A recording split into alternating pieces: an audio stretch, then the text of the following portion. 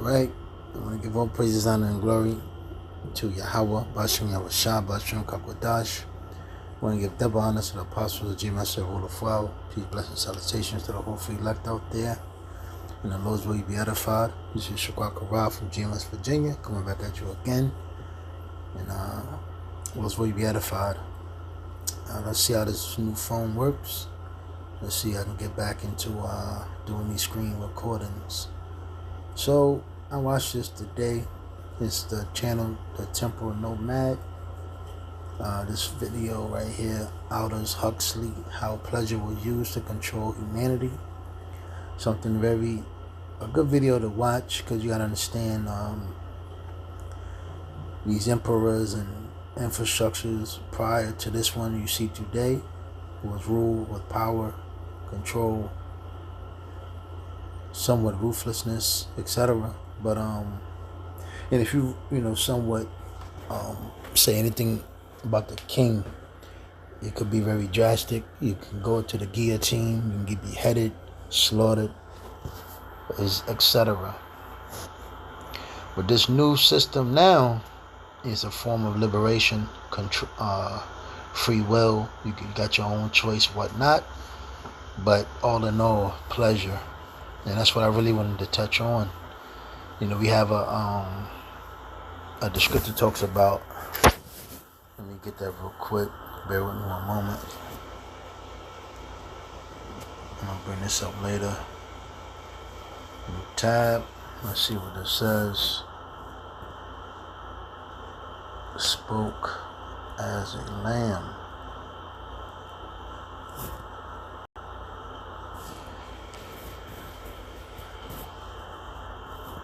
So Revelation 13:11 and Salaki 13 and 11. And I beheld another beast coming up out of the earth, and he had two horns like a lamb, and he spake as a dragon. Now, let me see something real quick. Yep, so this infrastructure, this governor, this government, presidential, the elites, the Amalek, they speak as if, they're against each other. One side is better than the other, but all in all, we know that they're both for the same cause. The Democrats talk about rights and freedom and liberty and pleasures, and then you had the so-called Republicans come in as if they're more, conservative, more so about discipline, or they're more strict. But all in all, is the same dragon. It just all goes back into the turn into the New World Order. We understand we had what was that guy name? What the fuck was his name? He said, you will own nothing and be happy. Forgot his name.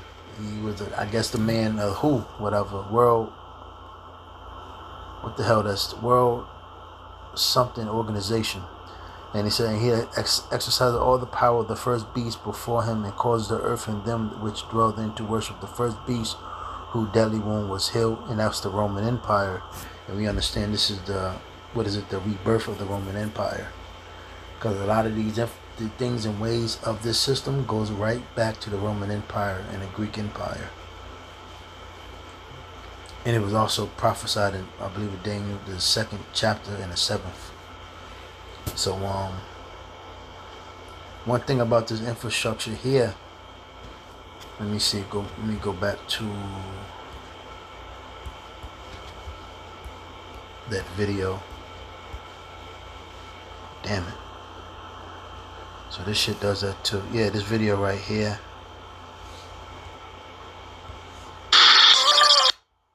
I don't want to play it, but as you can see, pleasure and control. This is how they, pretty much rule over the people. They play both sides.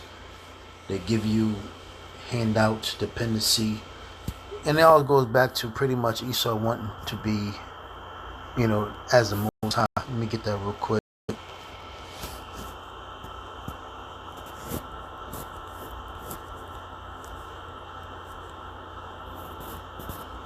it's not a coincidence, Esau wants to put that, that object inside of you.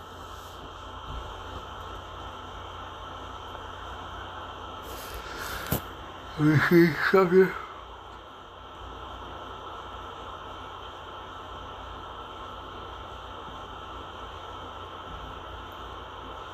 It's not what I wanted, but I'm gonna just get this real quick. So, going into the high infrastructure and the high status that the so-called white man have become, because what? He wants to be known as the light bearer. He wants to be known for his pseudoscience, his technology, his making things better. He has his mindset. What is it? How have the potter tell the potter, roughly paraphrasing. And we understand, this so-called white man, he's not a man that has any righteousness in him. He's anti-Hamashiachian, if I'm not mistaken. That's how you would say it. But, Isaiah 14:12, how art thou fallen from heaven, O Lucifer, son of the morning, how art thou cut down to the ground, which didst weaken the nations. How did Esau weaken the nations? He came in with aid, but ultimately it was to destroy you. He caused then ruckus. And the thing about it, he give you these things, this pleasure, and then, every once in a while, he'll bring some type of catastrophe, calamity, that'll make you, that will distort you, but then he comes in with a solution. Same thing with COVID.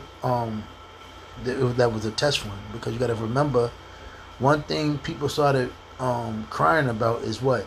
They lost. They couldn't enact wickedness anymore. They couldn't go out anymore. They were becoming stressed out. They was feeling anxious, anxiety, because they couldn't do what? Go to the club and do wickedness, man. They couldn't, be out there in the streets. Basically, women couldn't be whores, and the men just couldn't be a fucking simp or a degenerate chasing after pleasure. Really, the covetousness, the lasciviousness, idolatry, which the Bible talks about. These people really had gotten to the point where they was missing the fact that they can go out and do whatever they wanted to indulge in. So it says, for thou hast said in thine heart, I will ascend into heaven, and that's the so-called white man. I will exalt my throne above the stars of the Most High Power, Yahweh. You gotta remember, Esau has taken the same account which Nimrod has and repackaged it into this infrastructure. I will sit also upon the mount of the congregation in the sides of the north. I will ascend above the heights of the clouds, and I will be like the Most High. And who's that? The so-called white man. And you can't describe or explain any other nation that has this mentality but the so-called white man. So let me get that. 2 Thessalonians. Yep. 2 Thessalonians. Let me go up. 2 Thessalonians 2. Verse 2. Well, 1. Now we beseech you, brethren, by the coming of our Lord Hamashiach Yahushua, and by our gathering together to him, that ye be not soon shaken in mind, right? Because what? Esau wants to do what? Scare you, get you weak, lose your courage, oppress you, to do what? Make you weak. Because really, what? Esau is going to come with a solution. Hey, you take this mark, you take this object, and put it inside you. Hey, you can indulge in, whatever. And what Esau is doing, he's going to pretty much cut out the ownership of, well, you don't own any goddamn thing for real, but the illusion of, the money in your hand, physically, you go out there and actually buy a house, or you buy certain things, you set up businesses, whatever. He's going to cut all of these things out. He's going to bring in and usher in a new system underneath the New World Order. And you go to these certain websites and look up certain checklists. There's a lot of things that he has cut off, he has achieved, and it's some more that he wants to achieve and obtain, and which he will do. Because what? These people are empty. These people are voided of any type of righteousness or really any truth. These people are confused, and that's what America has become, the land of confusion. Babylon the Great. That's why it's known as Babylon the Great, right? So it says, or be troubled neither by spirit, nor by word, or by letter as from us, as that the day of Yahushua is at hand. And we understand he's sooner than before. Slaki, he's closer than ever expected, right? Slaki, I was contemplating on the other video I just did. Matter of fact, yep, that's another lesson.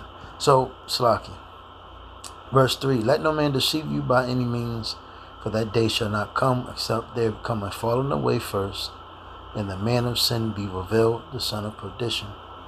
And we got to remember, as a nation, we did fall away. And ever since we fallen away, we have been able to really see, the sons of the wicked, Esau, because, pretty much things had to play out, prophecy had to be fulfilled. And going back to Romans, the 9th chapter, and really all, when you go back to that, the curse that Yahweh put on Cain, it has to be fulfilled. It has to play out. So, this is all what we're seeing, that, what is it, the man of perdition being revealed, and that's Esau, the so-called white man. And we know when Yahushua comes back, these Edomites are going to be pretty much gathered up. He's going to serve slavery for 1,000 years, and he's going to be eradicated from the face of the earth. So I don't understand how people, keep trying to, want to save this devil. There's no saving him. It even says it in the Bible dictionary.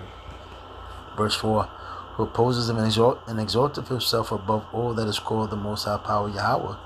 And anything that has to do with righteousness, order, structure, Esau's against it. Or that is worshipped, so that he has a power sitteth in the temple of the Most High, showing himself that he is a power. And, look at Amalek, look at the so-called JEWs, man. They took it upon themselves to go into our land, and then throughout years, they've been calling themselves the people of that land. But, when you go into prophecy, when you link up scriptures, put two and two together, they just don't fit, So it's these Edomites that are causing ruckus and, been able to take power and peace from the earth. Take peace from the earth and cause bloodshed, ruckus, and whatever. But again, one thing Esau does, he gives people pleasure. So one thing the Lord told us to watch out for is lust and lasciviousness. So let me see something.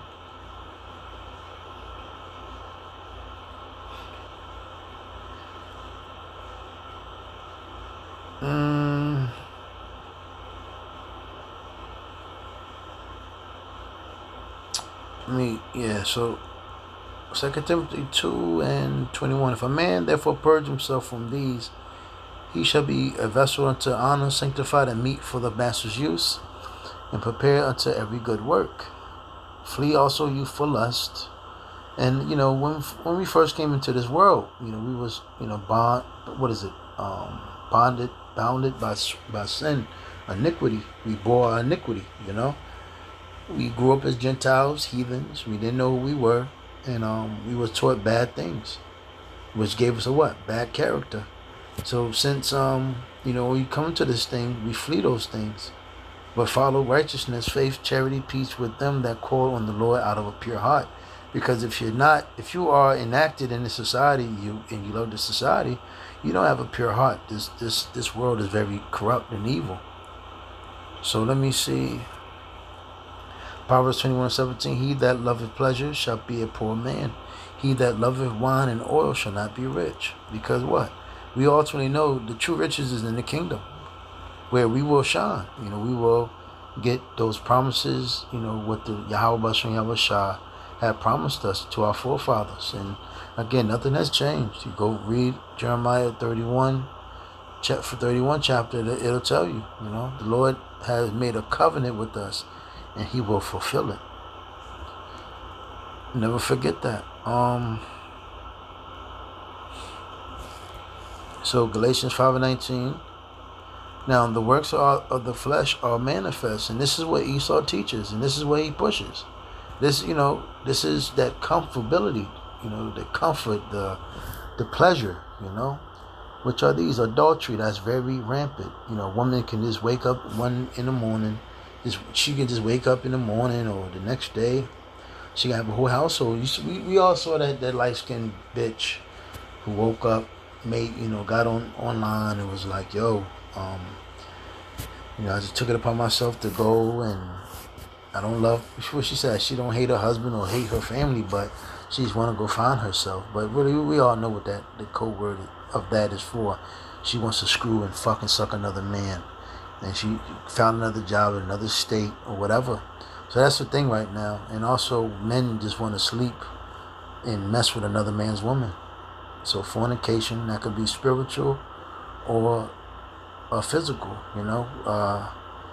messing with, going to philosophies and actually loving these things, man. Loving it and love doing it.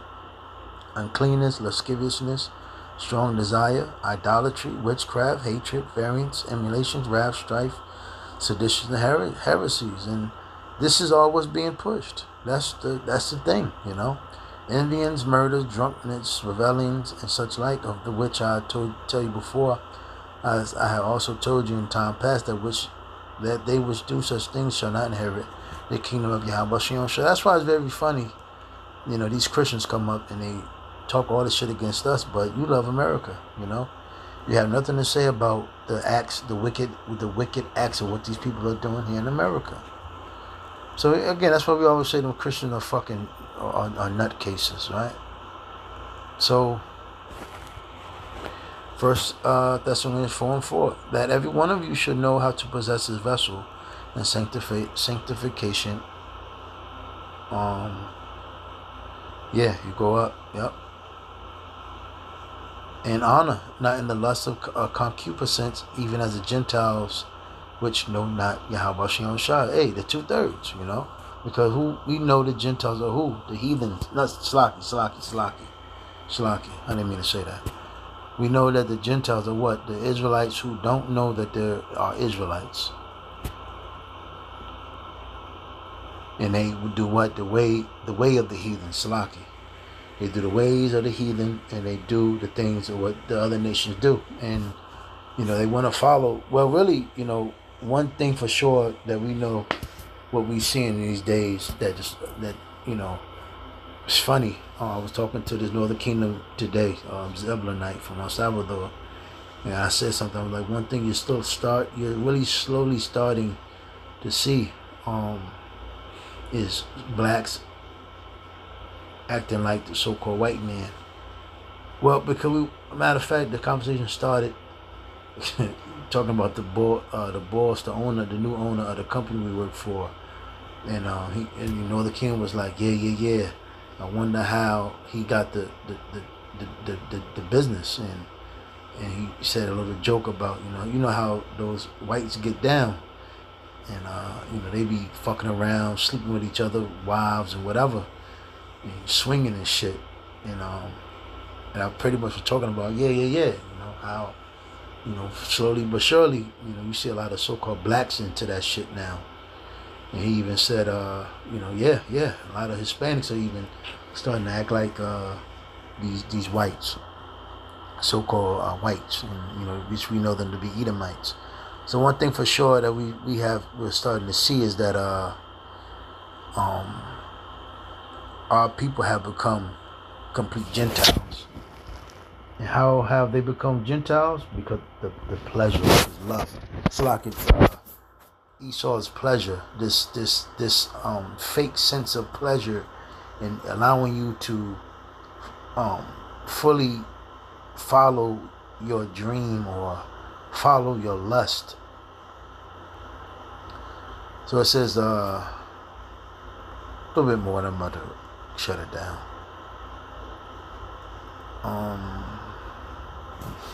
Colossians 3:5, mortify therefore your members which are upon the earth, fornication, uncleanness, inordinate affection, evil concupiscence, and covetousness, which is idolatry. And you gotta remember, the Wisdom of Solomon, I believe the 14th chapter talks about how, worshiping idols, how, roughly paraphrasing,